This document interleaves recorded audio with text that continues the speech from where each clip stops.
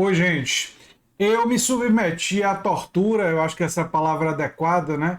De analisar e eu escutar a participação do Bolsonaro no Flow. Tô com uns pontos aqui que quero analisar e destacar para vocês não precisarem assistir, né? E essa análise aqui vai ser só análise da primeira parte da participação do Bolsonaro, as primeiras 2 horas e meia, né? Que foi o momento em que eu tive que dizer. Vou dar uma pausa. E se vocês quiserem que eu analise a segunda parte, que eu me submeta à tortura de assistir o resto, aí vocês deixam nos comentários. E aí eu vou lá para assistir e analisar a segunda parte da participação do Bolsonaro no Flow Podcast lá com o Igor, né? Bem, vamos direto para a análise. O Bolsonaro foi para o Flow claramente buscando o voto dos jovens. Todas as pesquisas estão mostrando. Isso mostra, inclusive, que ele diz que não acredita nas pesquisas, mas é mentira, ele acredita, né? Porque todas as pesquisas mostram que um dos lugares que ele tem muito problema é com o voto dos jovens. Então ele foi lá no Flow Podcast buscando o voto jovem e, não por acaso, logo no início, ele lembrou do populismo dele de redução de impostos nos videogames, né? Na área gamer, que é uma área que os jovens tendem a gostar muito, né? O que ele não está acompanhando é que muitos jovens estão se politizando e os jovens se importam muito com questões como meio ambiente, né? E se os jovens por acaso assistirem esse vídeo aqui, eu espero que vocês compartilhem, eles devem saber que o Bolsonaro, quando foi avisado das queimadas na Amazônia, a providência que o Bolsonaro teve foi demitir o diretor do INPE que estava avisando da gravidade da situação, né? Em vez de levar isso a sério. Além disso, o Bolsonaro indicou para ministro das Relações Exteriores uma pessoa, que eu não vou repetir aqui o nome dela, porque às vezes esse tipo de gente faz a gente dormir mal, né? Eu espero estar dormindo em breve, né? Estou gravando isso antes de dormir. É uma pessoa que disse que o aquecimento global era uma trama marxista, ou seja, um negacionista do aquecimento global. Aliás, desse tipo tem vários no governo Bolsonaro. Então, esse apelo dele para os jovens pode ser que tenha um impacto, mas se vocês divulgarem vídeos como o meu e as pessoas investigarem esses aspectos do governo Bolsonaro, imagino que a maioria dos jovens vão ter muita oposição ao governo Bolsonaro, para não falar das diversas outras questões, né? Ele começa dizendo uma grande mentira, né? Que ele iria vender verdade e que seria muito difícil um político ser eleito vendendo verdade, né? Trabalhando com a verdade, né? Quando ele é um dos políticos, segundo vários estudos científicos, que mais mente por dia. Vocês podem pesquisar aí nas redes, né? Quantas vezes o Bolsonaro mente, né, por dia? E tem estudos mostrando que o Bolsonaro é um dos presidentes no mundo que mais conta mentiras. E não por acaso ele começa, logo no início da conversa com o Igor, soltando uma mentira, porque ele disse que o Brasil foi o país que menos sofreu na pandemia, né? Isso é uma gigantesca mentira, né? Nós temos mortes per capita altíssimas na pandemia. E ele se esquece de citar países como a Nova Zelândia, que fizeram medidas de lockdown muito severas e sofreram pouquíssimo durante a pandemia. Enquanto ele falava contra o lockdown, né, ele se esqueceu de dizer que os países que foram mais severos no início foram países que conseguiram controlar mais cedo o número de casos e voltaram a atividades normais antes. E isso não é um fenômeno apenas de outros países. No Brasil, a cidade de Araraquara, do prefeito Edinho Silva, que eu já entrevistei aqui no meu canal, foi uma das cidades que implementou no início da pandemia um lockdown severo e já tem estudos científicos mostrando que foi uma das cidades que conseguiu melhor proteger a sua população dos efeitos da pandemia. Não por acaso, né? Assim, gente que escuta a ciência tem determinados resultados, né? E gente que não escuta tem outros, né? Ele cita o exemplo de Nova York e se esquece de dizer que Nova York foi uma das cidades onde o lockdown foi mais ineficaz. Né? Ele se esquece, não, né? Propositalmente não diz essa informação assim. É sempre mentiras e meias verdades, não é? Falam uma coisa sempre, enfim, diluindo a verdade, né? Ele fala muito sobre a redução de impostos ao longo da entrevista no Flow Podcast, claramente tentando buscar o empresariado, os banqueiros, e tentando buscar os setores empresariais, que muitos desses setores estão abandonando o Bolsonaro. Então, nessa tática de falar, ei, vocês vão se esquecer de mim, eu fiz tanto por vocês, né? Tem uma hora que ele se pega criticando os banqueiros por causa do Pix, mas aí logo depois ele tenta se corrigir e dizer, não, mas a atividade dos banqueiros é importante e tal, percebendo que a iniciativa dele em determinado momento é atrair o empresariado e atrair o mercado financeiro, ele não pode criticar muito esses segmentos, né? Ele fala da diminuição da violência e atribui isso à liberação de decretos de armas. O que ele se esquece de dizer, na verdade omite intencionalmente, foi que no passado relativamente recente tivemos verdadeiras guerras entre facções criminosas. E durante uma parte do governo Bolsonaro, a parte dessas facções criminosas firmaram uma paz. E isso explica em grande medida a diminuição de casos de violência no Brasil. É uma das explicações, e o aumento do armamento não é explicação, inclusive porque um dos países mais armados do mundo, que é os Estados Unidos da América, né? Os Estados Unidos é um dos países mais armados do mundo, entre o mundo desenvolvido, e é o país no mundo desenvolvido, quando comparado com outros países muito pouco armados, que tem os maiores índices de violência. Então, se a população armada fosse garantia de pouco índice de violência, a violência nos Estados Unidos deveria ser muito menor do que é na Espanha, no Portugal ou no Canadá, por exemplo. Mas é maior. Né? Inclusive no Canadá, que tem uma população relativamente armada, é muito mais armada com arma de caça, não com armas para defesa pessoal, que é uma outra coisa que ele não diferencia. Né? Quando ele vai falar da cannabis, né, ele usa aquele exemplo bem conhecido de dizer, olha, a cannabis reduz a capacidade de resposta na direção, no volante. Então, se a gente liberasse, iria favorecer acidente de trânsito. Bem, esse é um bom argumento e faria um certo sentido se ele fosse favorável à proibição, como aquela que teve nos Estados Unidos nos anos 20, né? Ou seja, se ele fosse favorável à proibição da venda do álcool, porque as bebidas alcoólicas, como se sabe, elas reduzem a capacidade de resposta do ser humano. Então, por lógica, se ele é contra a cannabis por causa disso, ele deveria ser contra a venda de bebidas alcoólicas. Mas até onde me consta, ele não é contra a venda de bebidas alcoólicas. Por isso que você vai perceber que esse argumento não faz o menor sentido. Porque se existe irresponsabilidade de pessoas que bebem e dirigem, a irresponsabilidade existiria no outro, com relação a outras drogas também. E se você proíbe uma, por que não proibir a outra? Ou proíbe todas as que causam isso, ou não proíbe nenhuma. Né? Mas, enfim, lógica não é o forte do Bolsonaro. Sobre ativismo de juízes, ele usa essa expressão, que é uma expressão que ele copia diretamente da política americana. O Bolsonaro não é uma figura muito criativa. Aliás, boa parte da lógica dele, ele traz de cópia, assim, plágio mesmo, do discurso da extrema-direita dos Estados Unidos. Uma dessas cópias é toda vez que os juízes fazem alguma coisa que contrariam sua ideologia ou contrariam sua perspectiva, é caracterizar essa ação como ativismo de juízes. É uma tática. Né? Fiquem atentos para esse uso de tática. Né?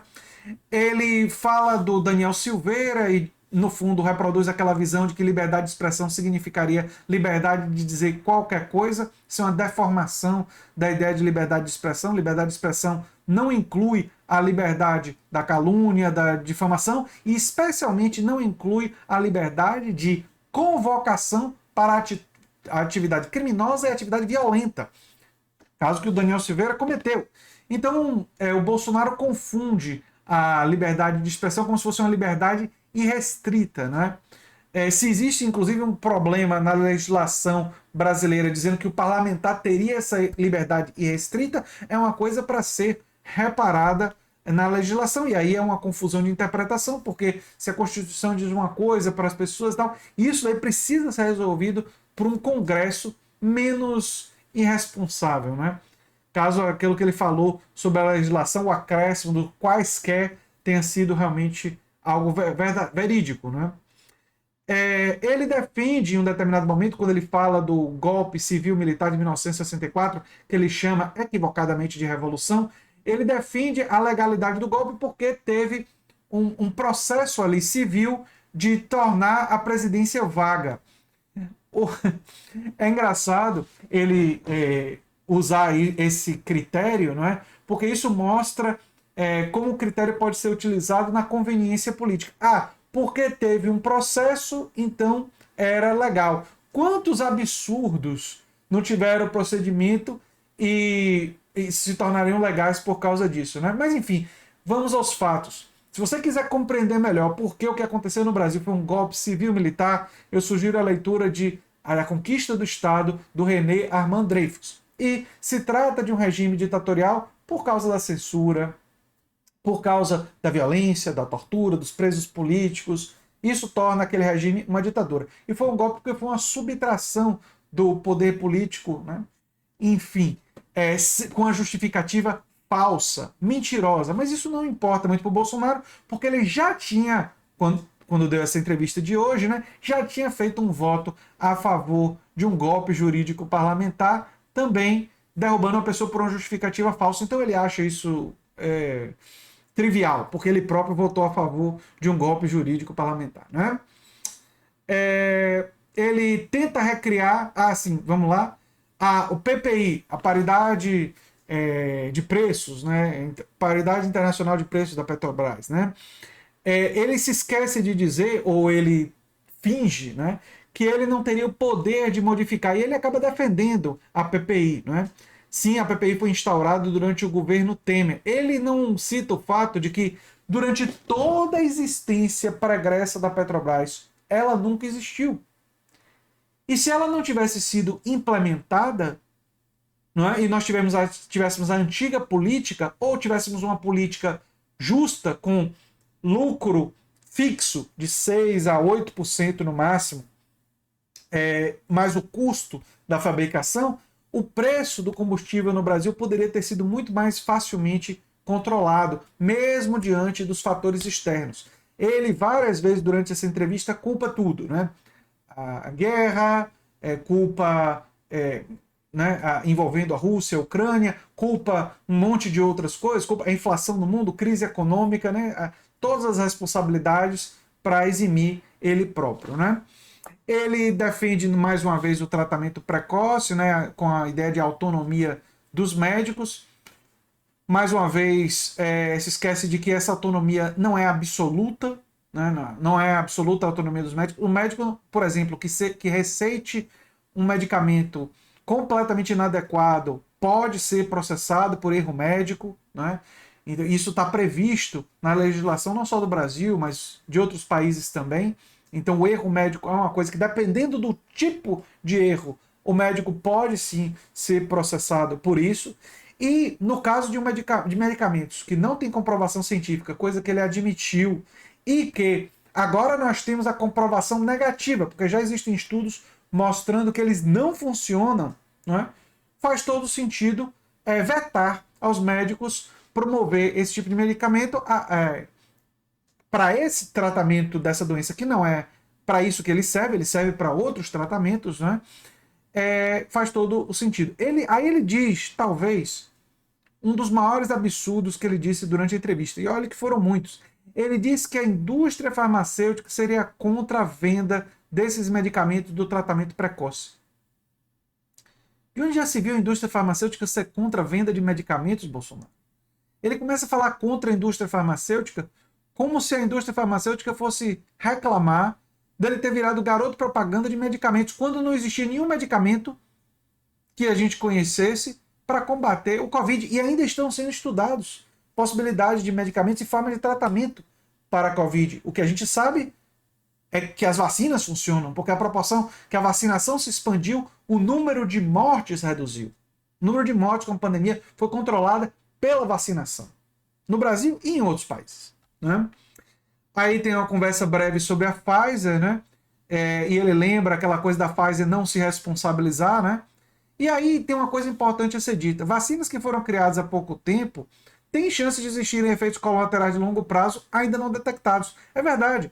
Mas a chance disso, estatisticamente, é considerada foi considerada pelos institutos de ciência mais qualificados do mundo como irrelevantes, e é por isso que as vacinas foram aprovadas pela Anvisa e aprovadas em quase todos os países do mundo. Por quê? Porque quando você pesa a chance estatística de vacinação, que vacinas que passaram até pela fase 3, né, dos testes, e delas terem efeitos colaterais de longo prazo, e o benefício da redução dos óbitos, é lógico que o benefício é muito maior do que esses riscos. Mas os riscos, embora estatisticamente pouco relevantes, existem, e era por isso que estava esse trecho lá no documento. Mas aí o Bolsonaro pega esse trecho para defender o negacionismo dele de vacinas, para ser contra a vacinação das crianças e tudo mais, né?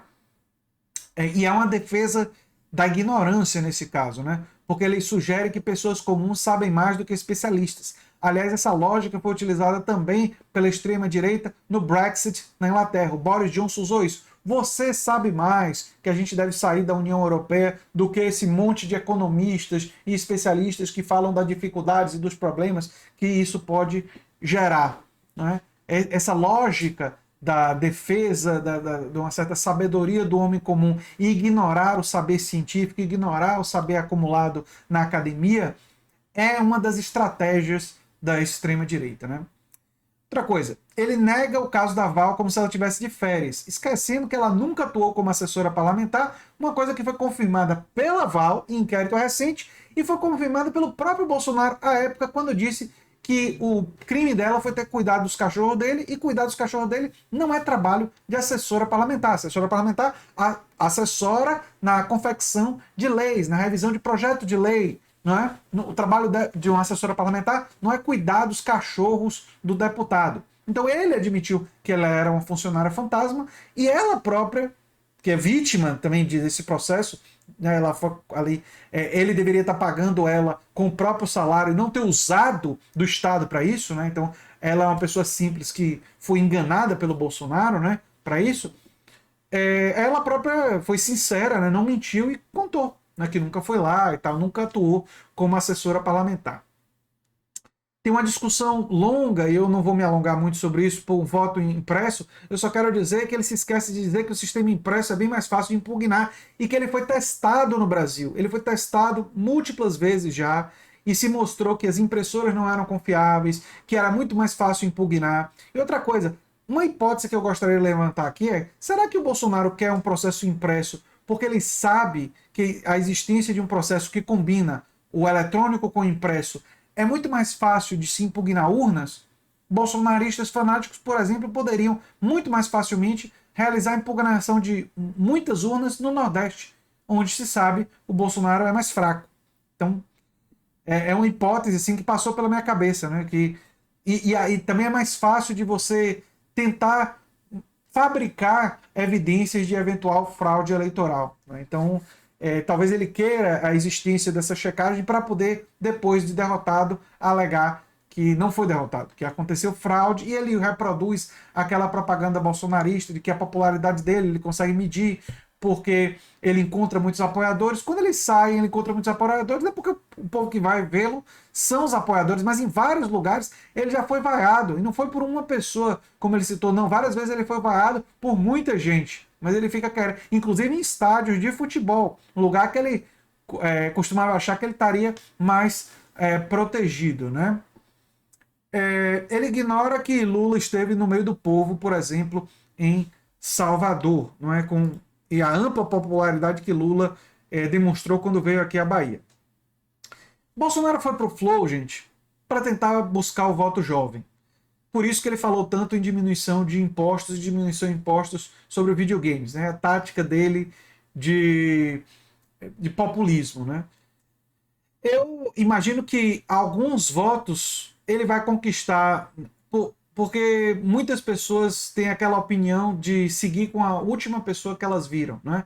E o Igor teve tentativas muito tímidas de contra-argumentar durante a fala do Bolsonaro, né? Não sei se estava intimidado por ser o presidente da República ou porque era o convidado e ele não queria ser muito agressivo, e também porque o Igor concorda também com muitos elementos da agenda bolsonarista em vários pontos, e também por isso embarcou em várias das coisas que o Bolsonaro estava dizendo.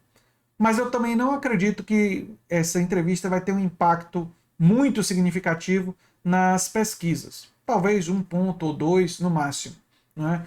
Mas mostra claramente que Bolsonaro está com medo de Lula, não quis usar o nome de Lula durante a entrevista, né? Mostra um certo temor, e Bolsonaro está preocupado com as eleições, está preocupado, está em campanha, né? Ele ir para o Flow Podcast mostra isso claramente. Né? Talvez o medo dele de ser preso, que ele foi questionado durante a entrevista sobre isso e se mostrou bastante confiante que não vai acontecer, mas se esquece que muitas investigações e muitos crimes ele vai estar sujeito à primeira instância caso ele saia da presidência. E indo para a primeira instância, o caminho dele pode ser semelhante ao que aconteceu com Milton Ribeiro. E era o que eu tinha a falar sobre esse assunto. Eu sou André Teixeira Jacobino, canal Nova Máquina do Tempo. Se você gosta do que a gente faz, se inscreve, dá um like e compartilha. E se você quer que eu faça uma análise da segunda parte, deixe nos comentários. Aí eu vou respirar fundo, em outro horário eu vou assistir. E aí eu faço aqui a análise para vocês, para poupar vocês de ter que assistir às 4 horas e meia, sei lá quanto tempo é que o Bolsonaro vai ficar lá, porque quando deu mais de 2 horas e meia, eu vim fazer o vídeo, eu cansei, né? Mas enfim, gente, a gente se vê em breve em outro vídeo. Tchau, tchau.